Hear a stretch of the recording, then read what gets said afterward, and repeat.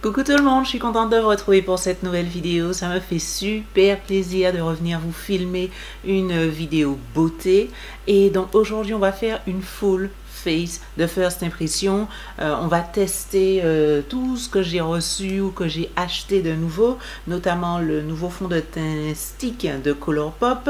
J'ai une nouvelle palette de fard à paupières également à tester, et puis les nouvelles teintes des Stunner Paint de Fenty, et puis plein d'autres choses encore à tester. Donc déjà, avant de commencer, bonne année 2019, puisque c'est ma première année c'est ma première vidéo de l'année. J'ai fait une petite pause de YouTube, comme vous avez vu.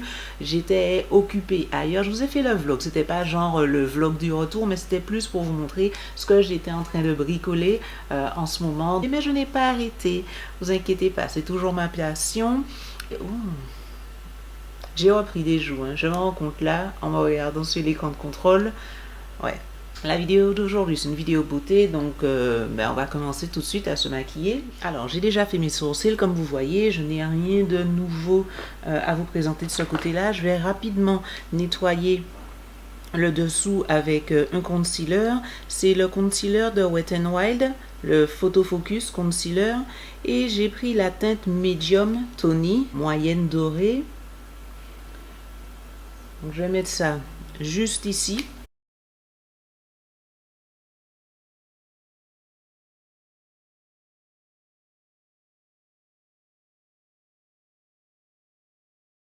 Je vais en rajouter aussi un petit peu sur la paupière elle-même. Ça va nous servir de base. Donc, on va faire le teint après. Je vais commencer par les yeux parce que je suis trop impatiente de tester ça. C'est une toute nouvelle palette d'une toute nouvelle marque de cosmétiques qui vient d'être lancée. Le nom de la marque, c'est Beauty of Color. C'est une marque qui est basée en France. Et ils viennent tout juste de débarquer cette palette sur leur toute première palette de fard à paupières. Et c'est le tout premier produit de la marque. Donc voici à quoi ressemble l'emballage et voici les fards à paupières. On a deux rangées de fards mat ici et la dernière rangée, ce sont des fards irisés, des fards pailletés. Ici, on a pas mal de fards de transition dans les tons chauds et puis là des pop, comme on dit ça, des touches de couleurs rouge, orangé, violet, bleu marine. Je trouve que la palette est hyper bien conçue. Donc je vais commencer par la teinte Pearl, le petit beige légèrement rosé, et je vais mettre ça juste ici sous l'arche du sourcil pour fixer notre concealer. Maintenant, avec mon pinceau 224, je vais prendre la teinte Coral. Je vais appliquer ça dans le creux de la paupière. Vous savez déjà comment je me maquille. Je commence toujours par le fard de transition. Je vais superposer une autre teinte. Vu qu'on teste la palette, autant y aller à fond. Je vais prendre la teinte Topaz et je vais poser ça légèrement plus haut que la teinte précédente. Ouais, super joli.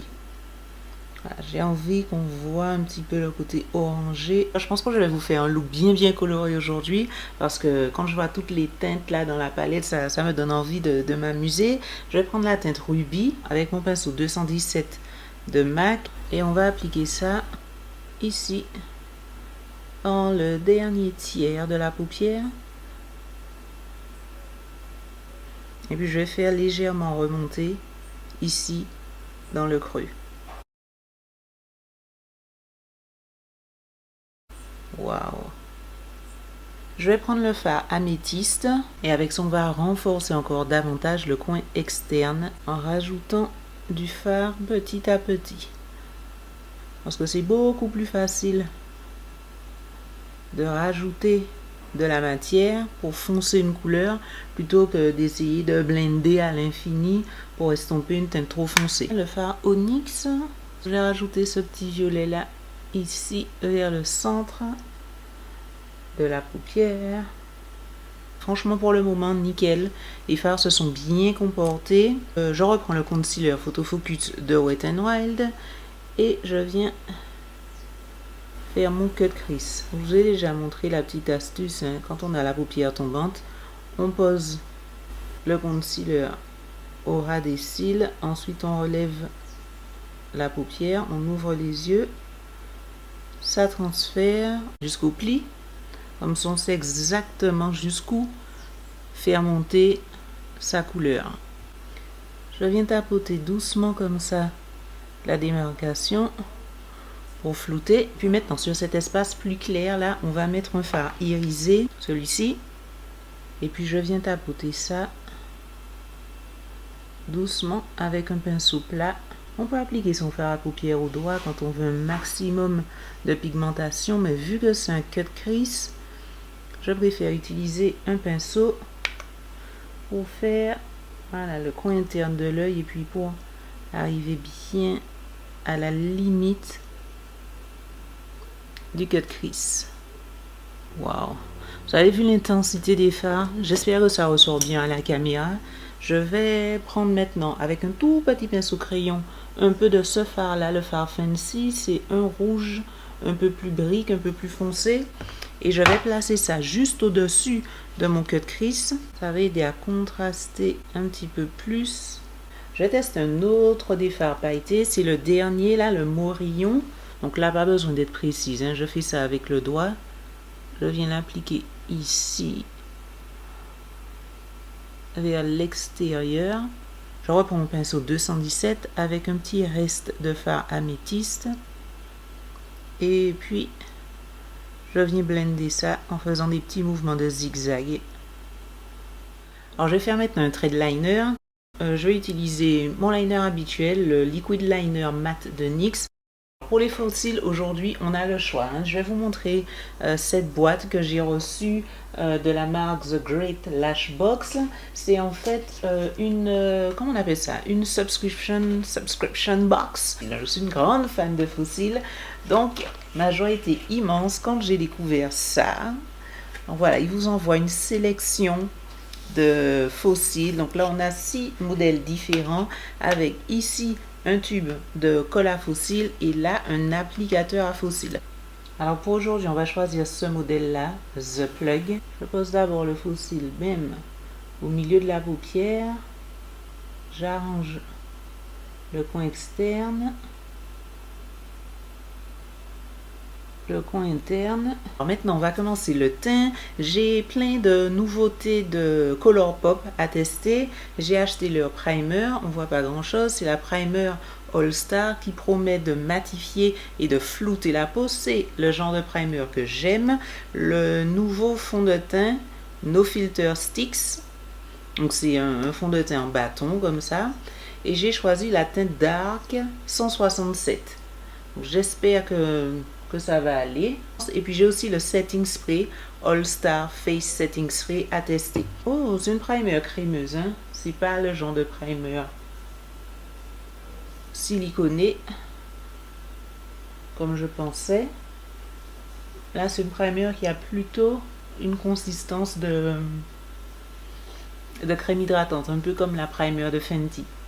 Donc le No Filter Stick, il est crémeux, hein. La teinte, ça a l'air d'aller.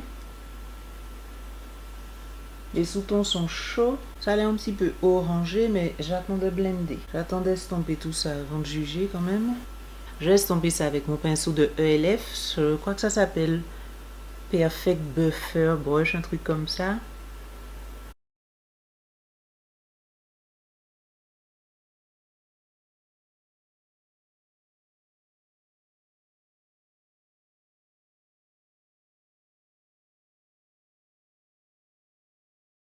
Alors, c'est un chouïa foncé quand même.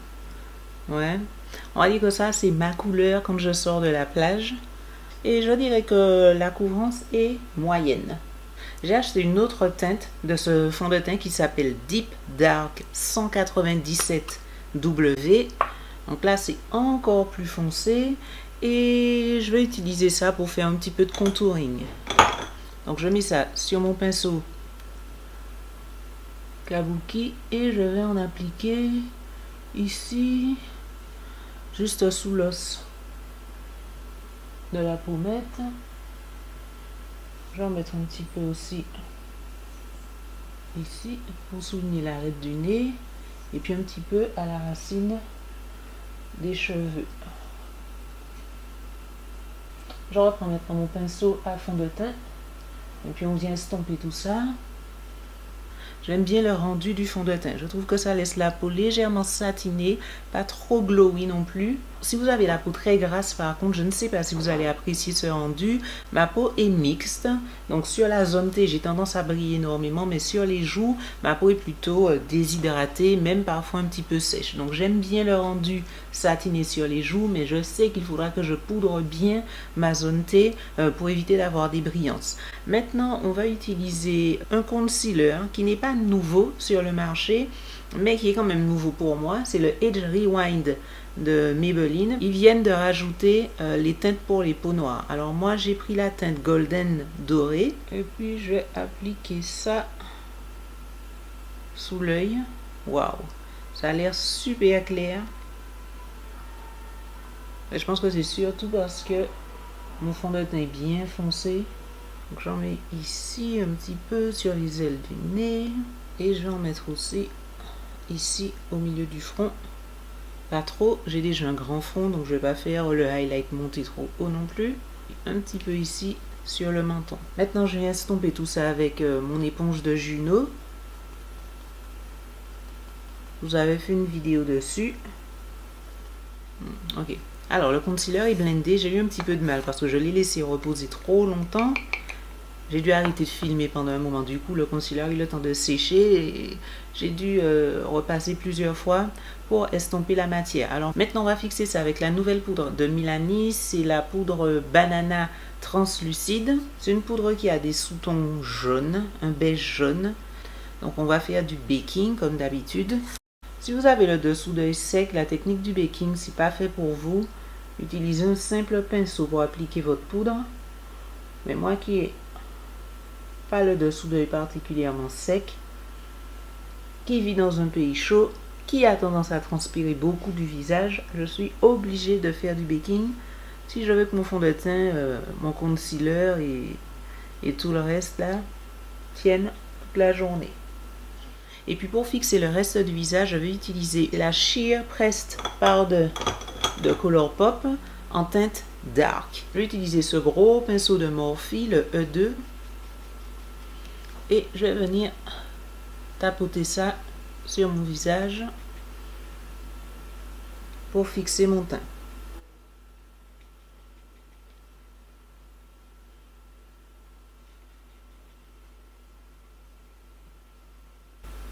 Le fond de teint a commencé déjà à se décoller sur mon nez. Hein. Wow! Ici aussi. Ouais, même sur les joues.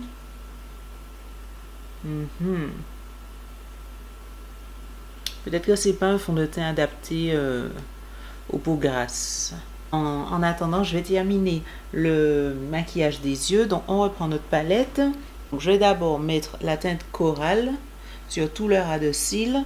Ensuite, le rouge vers l'extérieur de l'œil. Et puis, renforcer à la fin avec un petit peu de la teinte améthyste. Je vais mettre un peu de crayon colle noir à l'intérieur de mon œil. Hein. C'est le crayon Féline de MAC. Je viens estomper le crayon avec un petit peu de fard. Pour le coin interne de l'œil, je reprends le fard Diamond, le doré qu'on a mis sur la paupière. Je vais prendre le rose quartz et je vais l'appliquer juste ici pour renforcer davantage le coin interne. Voilà, le maquillage des yeux est terminé. Dites-moi ce que vous en pensez, mais j'aime beaucoup comment les fards se sont comportés sur mes yeux. Je vais vous faire franchement d'autres tutos avec cette palette là, la Melanin Treasure, mais pour le moment, première impression excellente, super pigmentation, les fards s'estompent facilement, la rangée de fards irisés ici, ils sont super intenses, les fards mat aussi sont super, bien évidemment, j'ai pas pu utiliser les 18 teintes de fards sur mes yeux aujourd'hui, mais c'est promis, je vais vous faire d'autres tutos avec cette palette là, si ça vous intéresse, dites-moi ça en commentaire, mais voilà, la palette est magnifique, donc je je valide à 2000%. Je vous mettrai en barre d'infos le lien du site de Beauty of Color, leur compte Instagram également si vous voulez les suivre. Alors, maintenant, on va terminer le teint. Il me reste à appliquer un bronzer. J'ai acheté un bronzer de chez Colourpop aussi, mais apparemment je me suis trompée dans ma commande. Au lieu de prendre la version dans l'emballage avec le boîtier, j'ai commandé le refill. Donc c'est la teinte Rodeo Drive. Je vais appliquer ça avec mon pinceau 140S de MAC. Et on va voir si la teinte ressort bien. Ouais, pas de souci.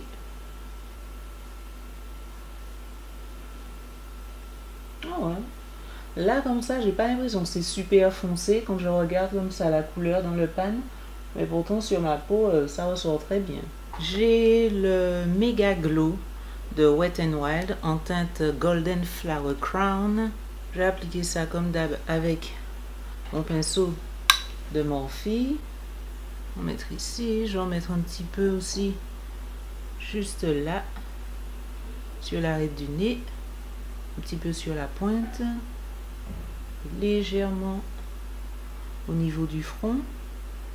Alors j'ai pas de nouveau blush à vous montrer, je vais utiliser simplement un fard à paupières. Ça m'arrive souvent de faire ça, hein, d'utiliser des fards à paupières pour me maquiller. Donc on va replonger dans la palette, je vais mélanger la teinte corail et topaze, puis je vais poser ça légèrement sur les joues en guise de blush.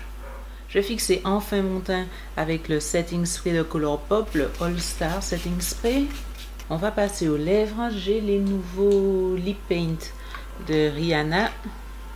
Je vais d'abord faire le contour de mes lèvres avec un crayon, c'est celui de Kylie Cosmetics, le True Brown K. Et puis maintenant, on va poser la teinte Unbutton, c'est le nude le plus clair. Alors voici, le maquillage est complété. On va maintenant le porter pendant toute la journée pour voir comment ça tient, surtout au niveau du teint. Je vais porter ça pendant tout le reste de la journée, on va dire au moins 5-6 heures. Et puis ce soir, je vais vous faire un petit bilan. Alors, petit bilan de fin de journée. Je commençais déjà à me démaquiller. J'ai retiré les fossiles quand j'ai pensé que je devais vous faire le bilan de fin de journée. Donc voilà à quoi ressemble mon visage. Ça brille beaucoup. Définitivement, c'est pas un fond de teint que je vais conseiller aux personnes qui ont la peau grasse. Plutôt aux personnes qui ont la peau normale ou qui ont la peau sèche. Le fond de teint, je l'ai trouvé super agréable quand je l'ai appliqué parce qu'effectivement, il s'estompe bien facilement, il s'étire sur la peau. Ça donne un joli fini naturel, un peu dewy sur la peau. Mais sur ma peau grasse, définitivement, c'est pas un fond de teint qui tient super bien. À part ça, les fards à paupières, ils ont super bien tenu.